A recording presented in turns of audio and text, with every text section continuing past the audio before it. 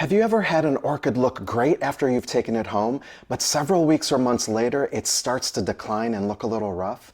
In this video, I'll explain why treating your orchid like all your other houseplants can lead to a slow and frustrating decline, and the simple shift that will get your orchid back on track. Lots of people place their orchids wherever they want in their home, not realizing how important light is, because bad advice online has made it seem like orchids can grow in low light, just like a pothos, or maybe a peace lily. But it doesn't quite work that way. Orchids have a much more delayed reaction to poor growing conditions, especially light and watering.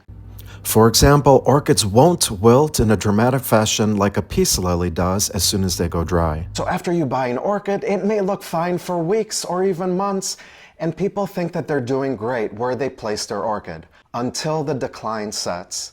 And by then, it's frustrating and hard to fix. Peace lilies and pothos will survive almost anywhere, but orchids, they're different.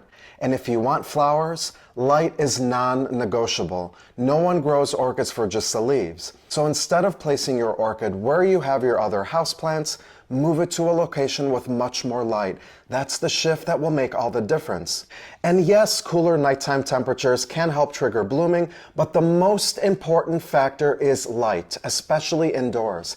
If your orchid isn't blooming, more light is almost always the answer. There are no magic tricks. I can't tell you how many times my followers and course members have told me that they moved their orchids to brighter spots and it transformed their plant's health and blooming ability. And this is what I'd like you to do right now. Comment YT and I'll send you my short, under 5-minute video that shows exactly where to place your orchids so that they can bloom. Then after you watch it, send me a private message and let me know how your situation compared to the scenarios that I showed in the video, and if that video helped to shift your perspective.